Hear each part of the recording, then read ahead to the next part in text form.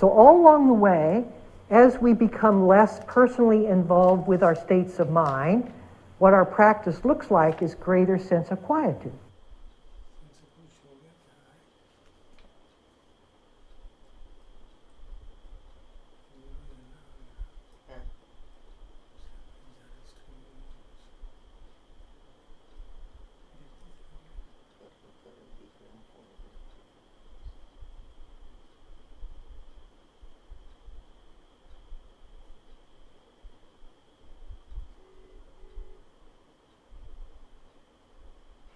चल रहा है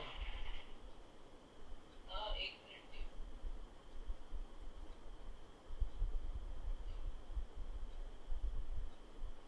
नहीं वीडियो इज अनअवेलेबल आ रहा है वीडियो इज अनअवेलेबल आ रहा है आवाज आ रही है क्या? आवाज आ रही है हाँ अभी चल गया वीडियो चल गया अच्छा आवाज सुनो आवाज आ रही है आवाज आ रही है आवाज आ रही है And what that looks like is that it can, that ठीक है आ रही है आवाज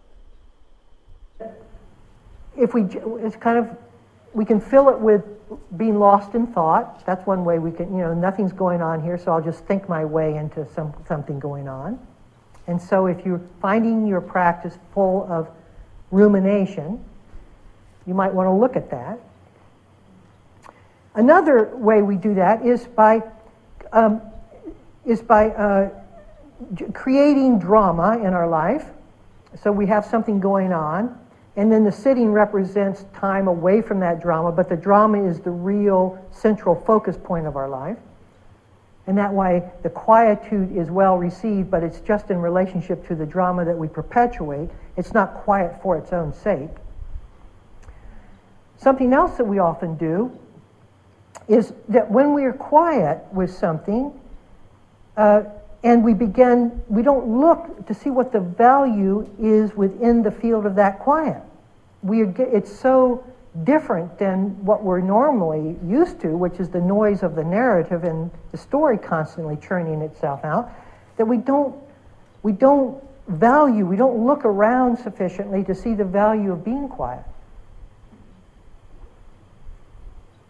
And I would really encourage that when there are moments in your meditation when you are quiet, instead of it freaking you out, just see what's there that's of benefit.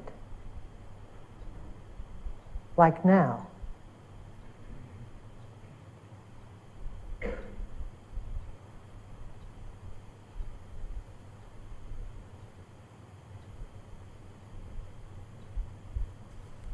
Some of you are coming and some of you aren't. I can feel it. But if you do come, the shift of paradigm is enormous. There's stillness, there's breath, infinite breath. You're not trapped. You don't feel compelled by noise. The sense of I is very differentiated. It's very different. What happens is that it expands not to the center of the circle, but to the entire space that encompassed the noise.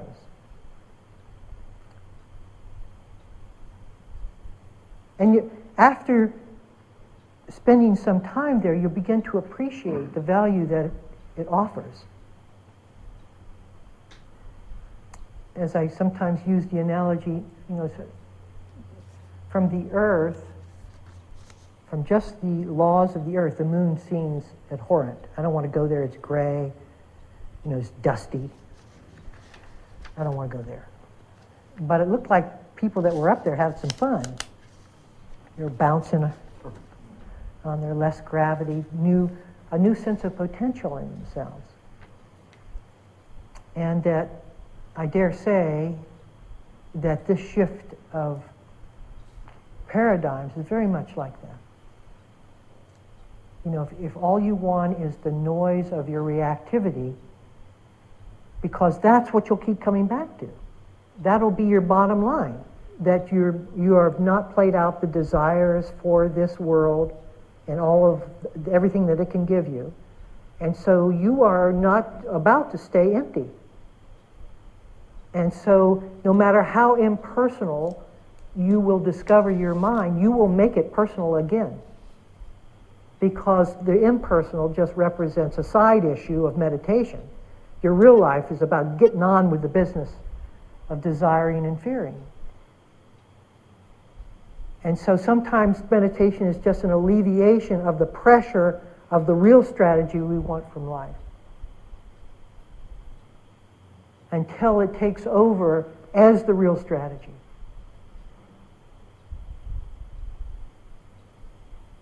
And then nothing can hold it back. Because when we invest the energy of our intention into the truth of this, it clears away very quickly. Very quickly. But some of us play games with it. We have a moment of it and then we try to pretend that we can, I just had a moment of emptiness, and then when reactions come back, which they do, when we're playing any kind of game with this, we'll one-up that thing. Oh, I'm not my reactions. I'm not my reactions. I don't have to pay attention to this. It's all empty. That's spiritual one-upmanship. You're lost in thought. Why don't you just let them go? See, what holds us down, what holds us back are two things. One is the lack of intention for us to go forward because we're just not ready. We haven't matured sufficiently to be finished with the paradigm we're in. Right? And the second one is that when we are finished with the paradigm that we're in, what pulls us back is the pain that we have refused to acknowledge within that old paradigm. And it keeps pulling us back into ourselves, into our reactive patterns, into the dialogue of self and other. Because anything not faced has to have that effect upon us. Anything that we're unconscious to will take on a reality of its own because it's unconscious. And therefore, the hidden areas and assumptions within ourselves that we refuse to look at, that we would rather bypass to get to emptiness, will tug us right back into full embodiment until and unless we are ready to go flush those out completely. We can get by with nothing. You can't get over anything. That's why this is a total sum game. There's no way to maneuver out of having to look, because having to look is what we're maneuvering into. That's being conscious. And you can't leave a single grain of sand unconscious. Mental sand.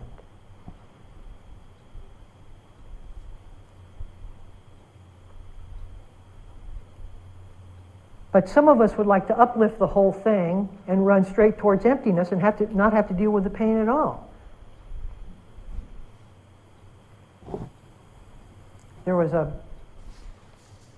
In our hospice program, there was a man who came in the front door, and he said he wanted to be a volunteer, and so we trained him, and then he went into our inpatient unit and he started to be with the patients. But what his real motives is he was going to go to each patient and tell them that they were all empty, that they had nothing to fear about death at all, that death was empty, and that they could just relax and die. So as soon as we caught wind of that, we threw him out. Right? Not because it was wrong, because that level of understanding requires enormous amount of work in order to mature to. And just to say it as a philosophy is much more disruptive than helpful. Much more.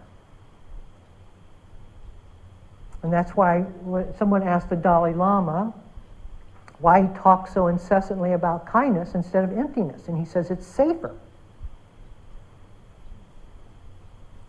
When you talk about kindness, you're encouraging somebody forward at whatever level they're currently in to look, to see, and to evolve out of themselves at their own time, within their own timing.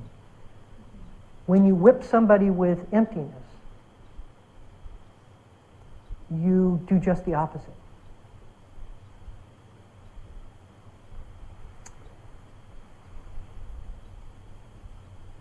So it's through kindness that we become empty. Through patience. In fact,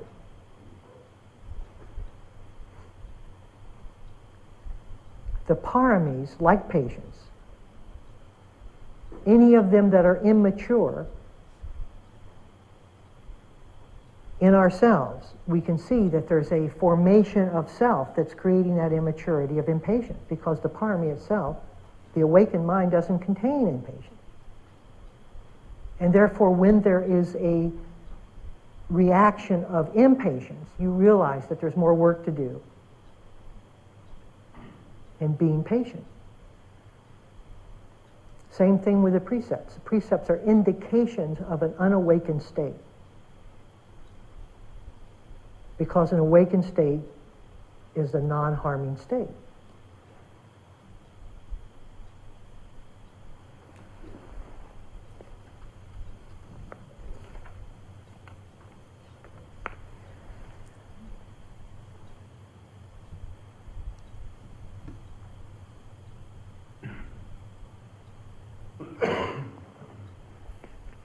I bypassed so much of this, I don't know how to get back into it anymore.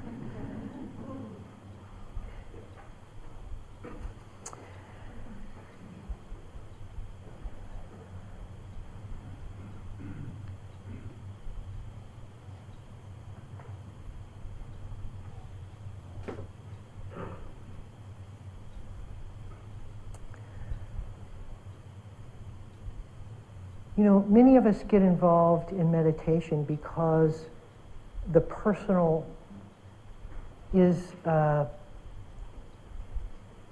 feeling the pain of the personal. And because we have no other frame of reference but the personal, we attempt to add a new lining, a golden lining to the personal, so that maybe meditation can make me calmer, can decrease my stress, can do something to the personal, so it changes the personal to an accommodated space. And we get in, and we begin to, those changes do occur, but we also begin to see ourselves objectively for the first time. And we begin to see through that objectivity the pain that any aspect of the personal causes, and our grasping, and our attachment, and our fear, and our avoidance. And if we're willing to learn those lessons, rather than just with dogged determination keep moving towards more refined states of mind where I can be a better person, if we're willing to listen to the feedback that the mind is constantly offering about the limitation of the personal way that we relate to the mind and the pain associated with it, then we'll get quieter, because we have no other choice.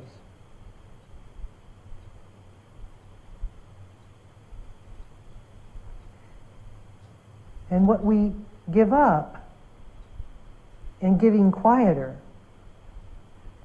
pales by comparison to what we receive. The benefits of being present. Present is quiet. Present by its nature is intrinsically still. It is just our restlessness to get out of the present, to profit from what the future may offer, that creates the noise. And so this sense of wholeness is not distant. It's not somewhere else. It's not in the future. It's in our willingness to be present without qualifications.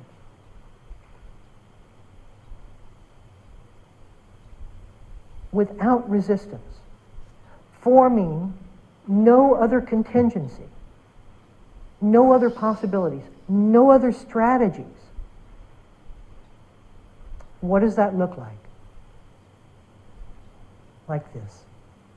Just this, says the Buddha. It looks like just this.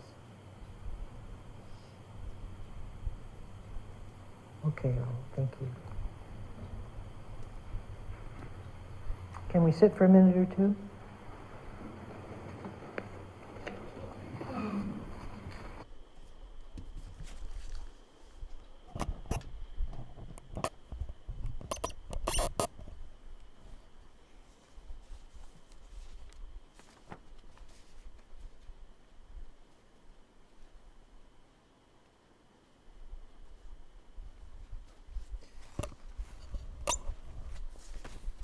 आज के प्रवचन का संक्षेप में सारांश सुनाने का प्रयास करता हूँ। बीच में कुछ व्यवधान हो गया था, पता नहीं कौन लोग आ गए थे, उन्होंने कुछ शायद हैकिंग करने की कोशिश की, कुछ उल्टे सीधे कमेंट आ दिए तो यूट्यूब वालों ने स्ट्रीमिंग बंद कर दी। मुझे मेरा स्क्रीन अभी भी पार्टली फ्रोज़न है, चलो वो देख लेंगे बाद में। Just explaining some things are happening, so may be Deepti can talk to Deepak and find out क्या कर सकते हैं। चलिए, तो let us come back to our talk today. आज की टॉक का टाइटल था फ्रॉम पर्सनल टू इम्पर्सनल। तो हम लोग इस बात से काफ़ी, अगर हमने जान सुमेदो को ठीक से सुना है तो उनकी किताब का टाइटल ही है don't take your life personally. तो इसका, इनके प्रवचन का ये लाभ है कि उन्होंने उसको और टुकड़े टुकड़े करके बताने का प्रयास किया है। तो शुरू की उन्होंने इस बात से किया कि मुख्य बात भगवान जो ये कह रहे हैं हमको कि भाई जो भी इस मन में हो रहा है उसको एक्सेप्ट कर लो, कुछ चेंज करने की ज़रूरत नहीं है। और अपने आप ही अवेयरनेस के माध्यम से जब आप उसको फुल्ली एक्सेप्ट कर लोगे तो अपने आप बदल जाएगा। दिक्कत क्या होती है कि ये कुछ ना करना हमारे लिए बहुत मुश्किल है, क्योंकि हम हर मन की स्थिति को पर्सनली लेते हैं। ये समझते हैं मुझे ही तो हो रहा है, मेरे को ही तो हो रहा है, ये गुस्सा मुझे ही तो आ रहा है, ये बेचैनी मुझे ही तो हो रही है, और उसके कारण फिर हम उसमें छेड़छाड़ करने लगते हैं। और हालांकि साधना की शुरू की स्टेज में छेड़छाड़ करना, जैसे मैं कह रहा हूँ, वो कुशल उपाय हैं। जैसे कि बहुत बेचैनी हो रही है तो कुछ मेहता प्रैक्टिस कर लो, आनापान कर लो, या दूसरे जैसे बुद्धानुस्मृति, धम्मानुस्मृति, वो सब सिखाए जाते हैं कुशल उपाय के लिए। लेकिन एक स्टेज ऐसी आती है जब हमारा मन कुछ हद तक शांत हो गया हो, कुछ हद तक हमारी संस्कार श्रवण हो गया हो, उसके आगे अगर हमें बढ़ना है, अगर वहीं पे नहीं रुकना है, उसके आगे बढ़ना है, तो ये समझना पड़ेगा कि भगवान की जो चित्तानुपश्ना है वो हमें क्या सिखाना चाहती है। तो उन्होंने बताया कि जब हम प्रतिक्रिया करते रहते हैं, समझते हैं मैं नाराज़ हूँ, अब मैं का विचार भी मन का ही एक हिस्सा है और नाराज़गी भी मन का ही हिस्सा है। तो इस तरह से हम मन को दो हिस्सों में बांट देते हैं, मैं अलग हो गया, नाराज़गी अलग हो गई, और फिर वो मैं जो है वो नाराज़गी को ठीक करने लगता है, मन का एक हिस्सा दूसरे को ठीक करने लगता है, जो कभी संभव ही नहीं है, वो आपस में इधर उधर होता ही रहता है। अगर हम इस बात को समझ लें और उसमें अपना ध्यान ना दें इस बात के ऊपर कि मैं नाराज़ हूँ या मेरे को हो रहा है, तो धीरे धीरे हमारी जो एनर्जी जो हम उसको दे रहे हैं, मैं के भाव को, वो कम होती जाएगी और अवेयरनेस प्रोमिनेंट होती जाएगी। जैसे जान सुमें तो बार बार कहते रहते हैं ना कि टेक रिफ्यूज इन अवेयरनेस, तो वही बात ये बताना चाहते हैं कि बार बार हमको उसी पे जोर देना चाहिए। तो तभी मन की एकात्मता आ जाएगी, जो माइंड जो फ्रैक्चर हो गया था, डिवाइड हो गया था, वो इकट्ठा हो जाएगा। तो फिर अपने आप धीरे धीरे वो जो परेशानी है वो कम हो जाएंगी। तो सामान्यता हम कहते हैं, जैसे साधक होता है सामान्य कहता है बहुत मुझे गुस्सा आता है, चलो ध्यान और कर लेते हैं, चलो मैं अच्छा और कुछ नहीं तो मुझे ध्यान गुस्से से डिटैच होना है।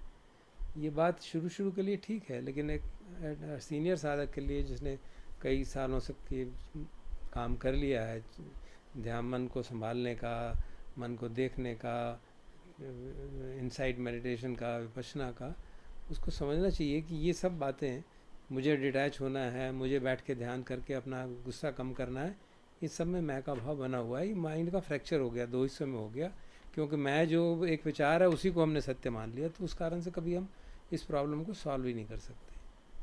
जब हम कुछ करेंगे नहीं, केवल देखेंगे और कुछ नहीं करेंगे, तो इसलिए जैसे मैंने एक बार दमराम में किया था ना, do nothing, let's practice do nothing, वो कहना पड़ा उस तरह से, तो कुछ लोग काफ़ी परेशान हो गए थे उससे। तो वो यही बात कह रहे हैं कि जब तक हम ये करने की आदत से छूटेंगे नहीं, हम अपने आप को उस परिस्थिति से हटाएंगे नहीं, पूरी तरह सरेंडर नहीं करेंगे, बस पूरा कंप्लीट एक्सेप्ट नहीं करेंगे जो कुछ भी हो रहा है, तब तक ये प्रॉब्लम्स अच्छी तरह से सॉल्व नहीं होने वाली है।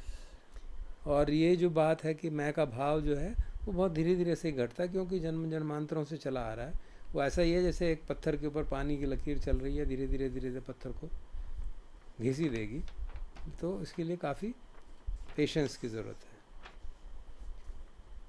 कई बार हमको लगता है कि लोग कि हमारे मन में ये उठ रहा है, बीच गुस्सा आ रहा है, ये हो रहा है, राग जाग रहा है, बेचैनी हो रही है, घबराहट हो रही है, और हम उसको कह रहे हैं आप देखते रहो, कुछ मत करो, तो ये तो केयरलेसनेस हो गई।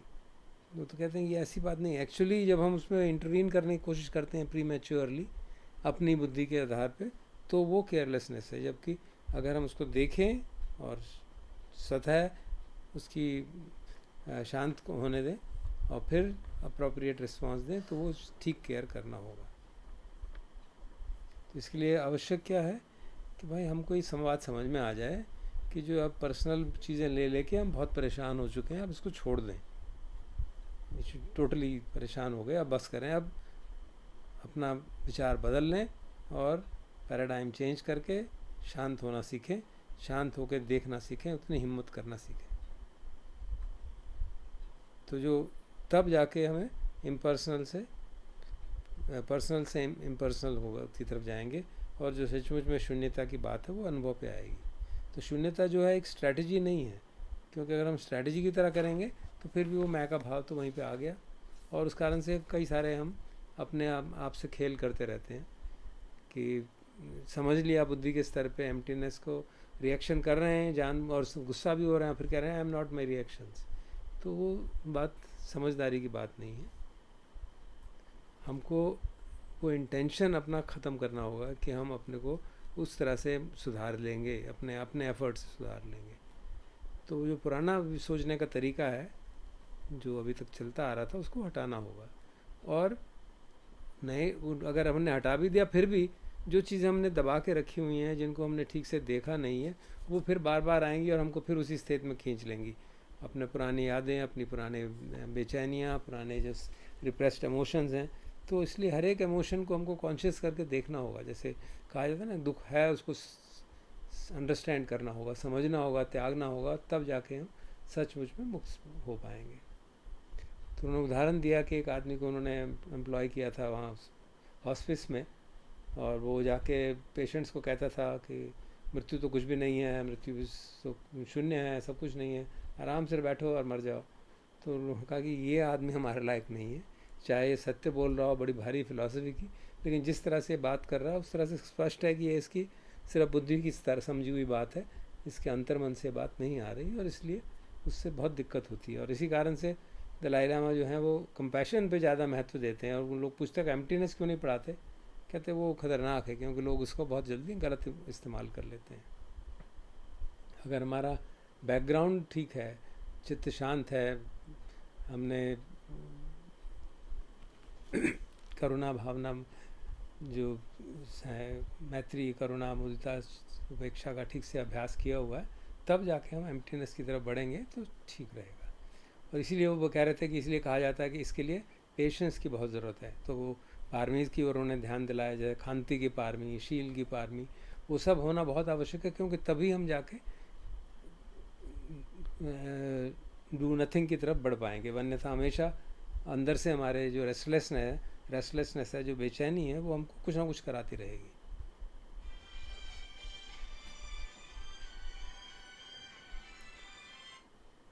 मैंने कहा कि कई बार हमको लगता है कि हम कुछ नहीं करेंगे तो हमारे जीवन में बहुत नुकसान हो जाएगा, और बताते हैं कि जो आप कुछ नहीं करेंगे, शांत बैठे रहेंगे और शांत का जो अनुभव आगे बढ़ेगा, तो उससे जो फ़ायदा होगा वो बहुत ज़्यादा होगा जो आपको त्यागना है उसके कंपैरिजन में। तो हमको अपने अभी तक के अनुभव के आधार पे ये चिंतन करना चाहिए, ठीक से समझना चाहिए कि हाँ हमको ये लाभ तो हुए, हमारी मन की स्थितियाँ भी इम्प्रूव हुई, लेकिन क्या हम मन की स्थितियों को इम्प्रूव कर कर के मुक्त हो जाएंगे? तो ये हमको समझना होगा कि उसका उत्तर नहीं है, वैसे संभव नहीं है, क्योंकि मुख्य कारण दुख का हमारा मैं का भाव है। और वो बात हमको जब ठीक से समझ में आ जाएगी तब हम जाके सचमुच में इस अपना विचार बदलने की, अपनी दृष्टि सम्यक करने की ओर बढ़ेंगे। इंटेंशन हमारा ये होगा कि हाँ वो पुराना पैराडाइम ठीक नहीं है, अब हमको सरेंडर करके अपने चित्त को स्वतः भगवान की शिक्षा के अनुसार, चित्तानुपसना के अनुसार काम करके चित्त को मुक्ति की ओर बढ़ना होगा। तो ये संक्षेप में मैंने अपने शब्दों में उसको संक्षेप में बता दिया आपको। थोड़ा बहुत उसमें अपना भी मसाला जोड़ दिया ताकि समझ में आ जाए। अभी समय हो गया काफ़ी आज, तो संक्षेप में करते हैं। वो जो मैंने लिखा था पुण्यानुसति, फिर कभी और कर लेंगे।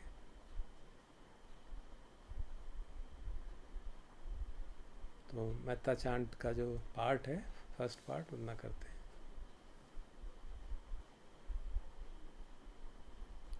अहं अवेरोमि अव्यापज्योमि अनिगोमि सुखी अत्तानं परिहरामि।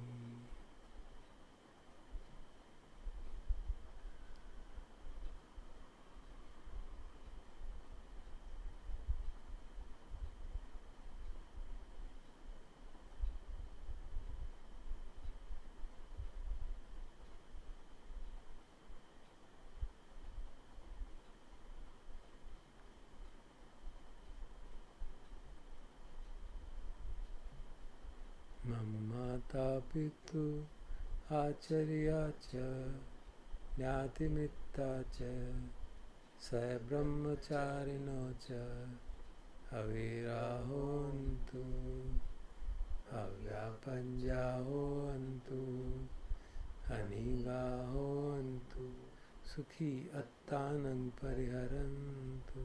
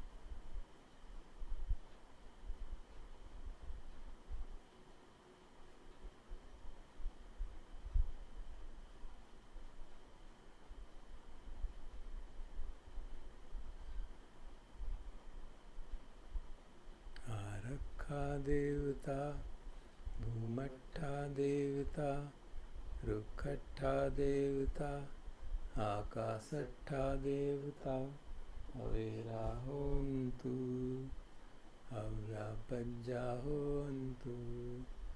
अनिगाहोन्तु सुखी अत्तानं परिहरन्तु।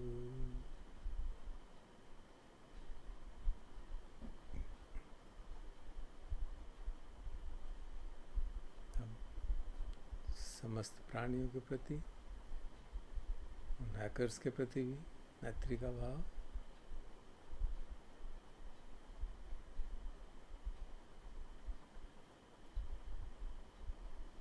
जब तो कोई बेचैन ना हो ऐसे काम नहीं कर सकता।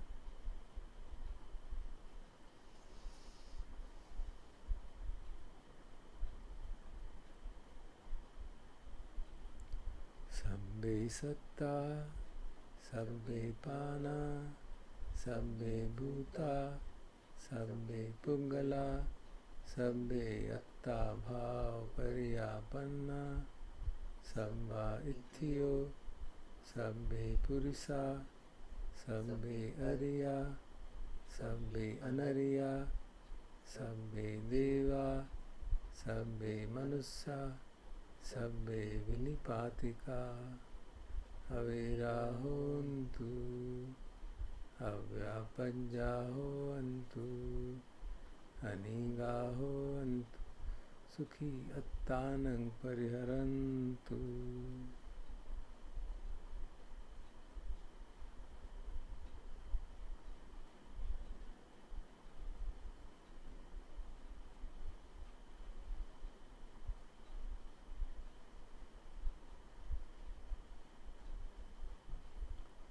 Kamuchantu.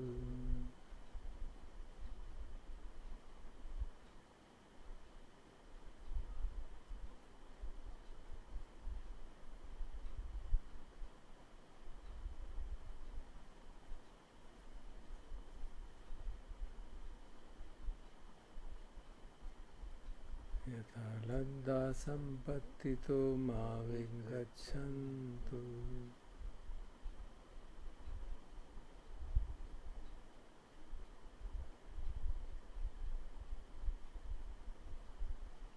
Kammasya ka kammadayada kammayoni kammabandhu kammapatisarna yam kammam karissanti kalyanam va papakamma tassadayada bhavissanti.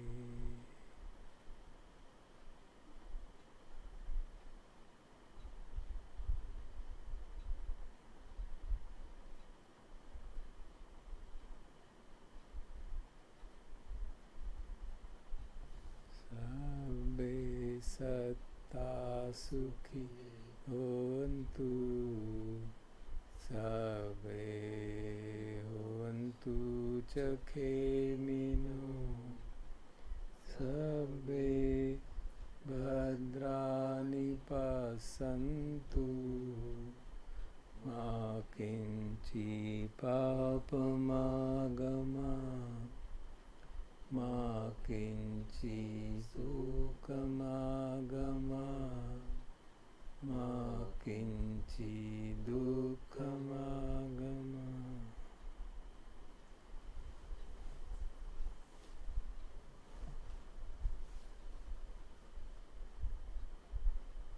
Bhavatu sabba mangalam, rakhantu sabba devata, sabba buddhanubhavena, sada sutti bhavantu te. Bhavatu sabba mangalam, rakhantu sabba devata, sabba dhammanubhavena, sada sutti bhavantu te. Bhavatu sabba mangalam, rakhantu sabba devata, sabba sanghanubhavena, sada sutti bhavantu.